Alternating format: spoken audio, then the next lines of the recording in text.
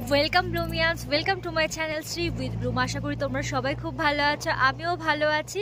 আমি রেডি হয়ে গেছি, আমি এখান থেকে বাড়ির উদ্দেশ্যে রওনা দেবো, বাট যেতে যেতে কিছু জায়গা দেখব, তো সেগুলো তোমাদের সাথে শেয়ার করব। তাহলে চলো যাওয়া যাক। তো মাই ব্লুমিয়ান্স চলে এসেছি, আমি এখন পাইন ফরেস্টে। তো এখানে কিছু ফটো তুলবো, তো সেগুলো তোমরা ইনস্টাগ্রাম আর ফেসবুকেও দেখতে পারবে। তাহলে চলো, আর ভেতরটাও তোমাদেরকে ঘুরে দেখাই যে কেমন। দেখো কত বড় বড় পাইন গাছ। চলো,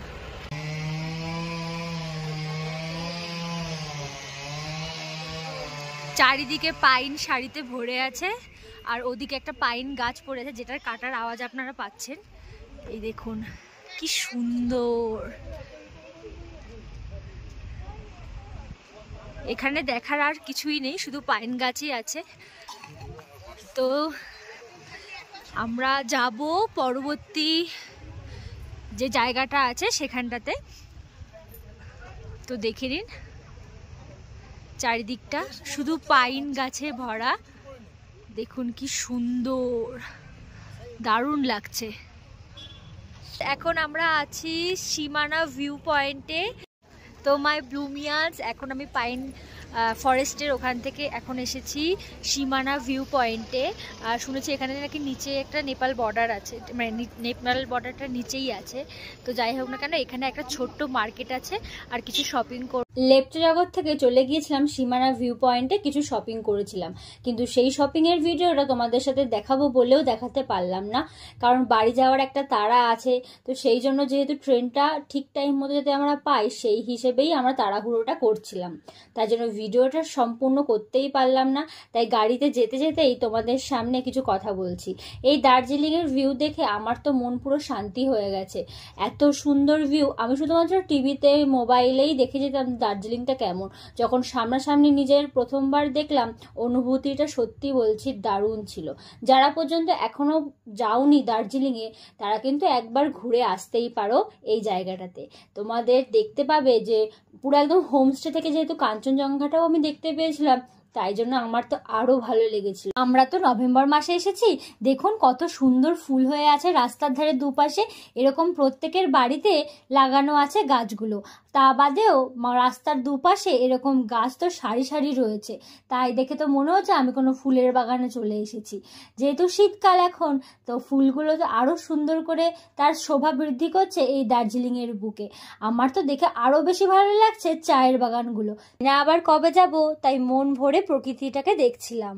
এরপর এখান থেকে চলে যাব সোজা মিরিকের উদ্দেশ্যে।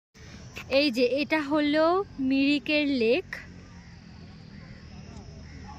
ওই যে ওখানটাতে লেখা আছে আই লাভ মিরিক, দেখতে পাচ্ছ কিনা আমি জানি না। অনেকে বোটিংও করছে দেখতে পাচ্ছ। তো সেরকম দেখার কিছু নেই, বাট জায়গাটা সুন্দর, এটাই।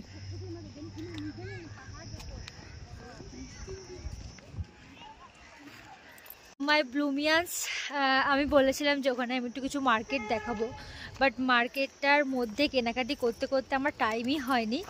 তো ডিরেক্ট ওখান থেকে চলে এসেছিলাম, এবং আস্তে আস্তে দেখলেই অনেক চা বাগান পড়েছে তার মাঝখানে। তো ভিডিওটা তোমরা তো দেখেইছো। আর এখন এসেছি মিরিকে। মিরিকে একটা লেক আছে, যেই লেকটা তোমাদেরকে দেখাবো। এবার এখানে অনেকে বোটিংও করছে, তো সেটাও তোমাদেরকে দেখাবো। তাহলে চলো দেখা যাক। মিরিকে যেতে যেতে অনেকটা দুপুর হয়ে গেছিল, আর খুব খিদেও পেয়েছিল, তাই ওখানে বোটিং বা ওই পারে যাওয়া কোনোটাই হয়নি। তবুও দূর থেকে মনে হচ্ছিল ওই পারের জায়গাটা সত্যি খুব সুন্দর। পরে যদি কখনো আসি আবার অবশ্যই দেখাবো পুরোটা ঘুরে আপনাদেরকে। ওখান থেকে খেয়ে বেরিয়ে গেলাম। ও, খাওয়ার কথা বলতে মনে পড়লো, মিরিকে গেলেও মিরিকের আশেপাশে যে হোটেলগুলো আছে, কেউ কখনো ওখান থেকে ননভেজ খাবেন না, নিজের অভিজ্ঞতা থেকে বলছি।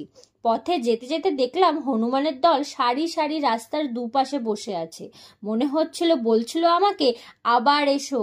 প্রকৃতি সত্যিই সুন্দর। অনেকদিন পর ব্লগটা ছাড়তে পারছি, এতেই আমি খুশি। তাহলে ভালো থাকবেন, সুস্থ থাকবেন। আজকের মতো এই পর্যন্তই। টাটা, দেখা হচ্ছে নতুন কিছু নিয়ে নতুন কোনো জায়গায়।